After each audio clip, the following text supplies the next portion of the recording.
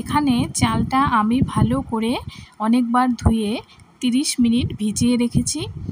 আর এরপর এটাকে আমি রান্না করে নেব। তো আমি এটাকে রাইস কুকারে রান্না করব। তোমাদের যেটাতে সুবিধা হয় সেভাবেই তোমরা এই ভাতটিকে রান্না করে নিতে পারো।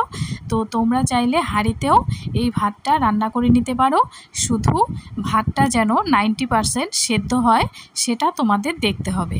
এখানে আমি পরিমাণ মতো জল, 2-3টে লবঙ্গ, 2টো এলাচ আর 2টো তেজপাতা আর পরিমাণ মতো লবণ দিয়ে দিচ্ছি। নুনটা কিন্তু পরিমাণ মতোই দিতে হবে। তো এবারে আমি এই ভাতটা 90% সেদ্ধ করে নেব। এর চেয়ে কম বা বেশি সেদ্ধ করা যাবে না। কম যদি সেদ্ধ করো তাহলে এটি চাল চাল হয়ে যাবে ভাজলে পরে। তো এভাবে আমি দেখো 90% এটাকে আমি সেদ্ধ করে নিলাম। আর এদিকে কাজু বাদাম আর কিশমিশ আমি জলে ভিজিয়ে রেখেছিলাম। আর ফ্রাইড রাইসের জন্য আমি এখানে আজকে গাজর আর ক্যাপসিকাম কিছু কেটে রেখেছি। আর এখানে 2টো এলাচ, কয়েকটা লবঙ্গ রয়েছে।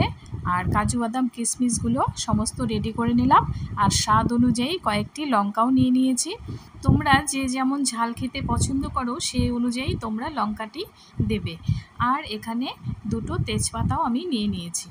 তো বন্ধুরা, আজকে এই ফ্রাইড রাইসের সাথে আমি খাসির মাংস রান্না করব।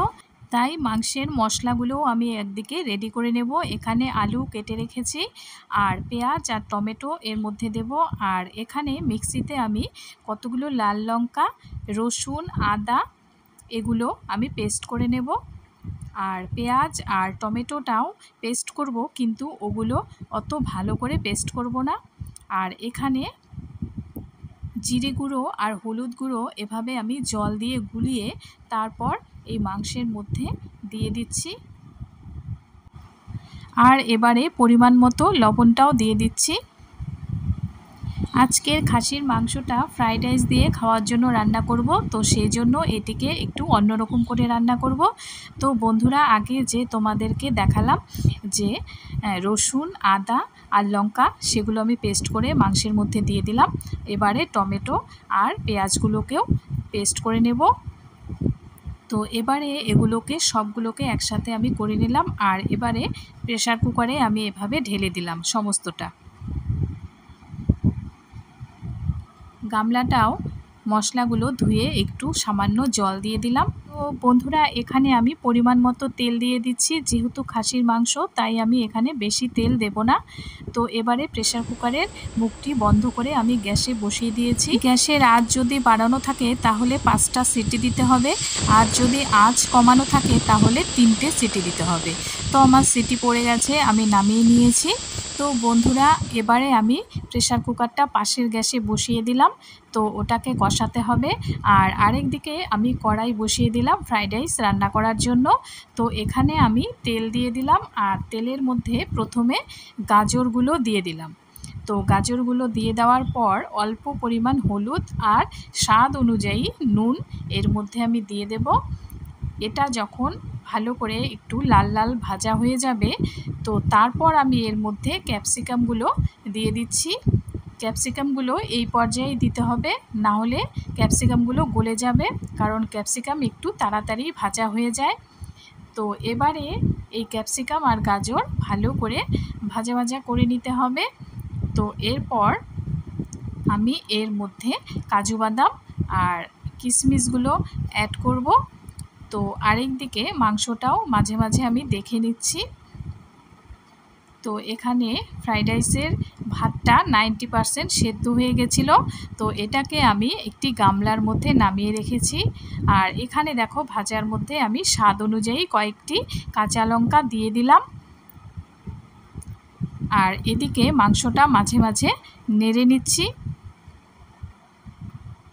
আশা করি বন্ধুরা তোমরা বুঝতে পারছো, কারণ আমি একসাথেই 2টো রান্না করেছি পাশাপাশি।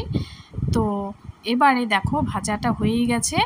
এবারে আমি এই পর্যায়ে কাজু বাদাম, কিশমিশ আর কয়েকটা লবঙ্গ, এলাচ আর 2টো তেজপাতা এর মধ্যে দিয়ে দিলাম। তো এবারে এগুলোকে ভালো করে একটু নেড়েচেড়ে ভেজে নিতে হবে।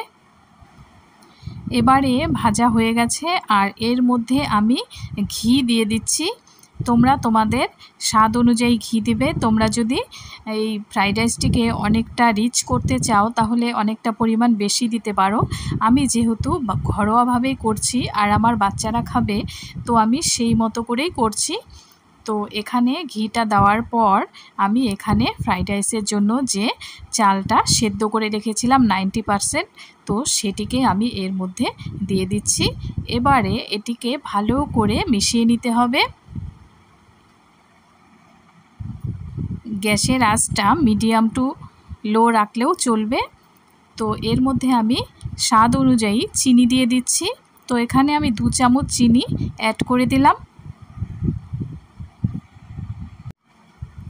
আর বন্ধুরা, যেহেতু এদিকে খাসির মাংস রান্না করছি তাই এটি রান্না করতে একটু দেরি হয়, তাই এদিকে আমি এটাকে করে নিচ্ছি।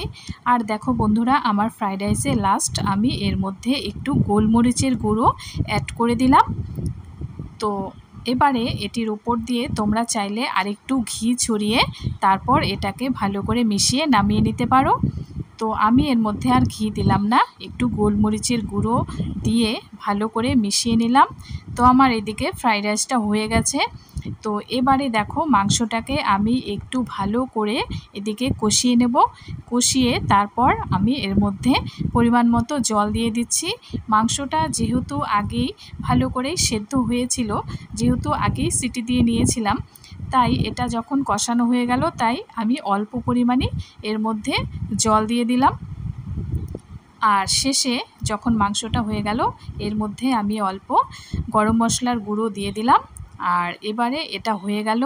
তো আমি নামিয়ে এবার সবাইকে পরিবেশন করছি। তো বন্ধুরা, আমার রান্না কিন্তু হয়ে গেল আর সবাইকে আমি খেতেও দিয়ে দিয়েছি।